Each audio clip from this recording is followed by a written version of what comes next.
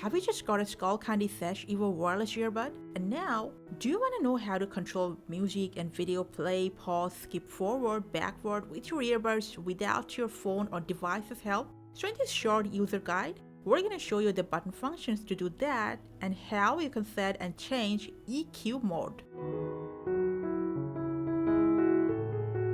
If you press on your left or right butt for 4 times, that will alternate between music, podcast, and movie mode. So you can hear the sound suitable for that mode. Now, you will also hear a voice prompt on your earbud about the mode changes. Now, while playing a video, press either left or right butt once to play or pause the music or video.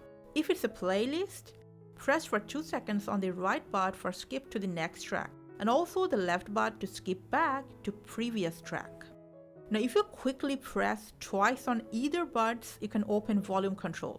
After that, press twice on left butt to decrease and right butt to increase the volume. So that's how you can control music with the buttons of your Sesh Evo wireless earbud. So what is your favorite genre? Let us know in the comments, we'll appreciate it. Thanks for watching.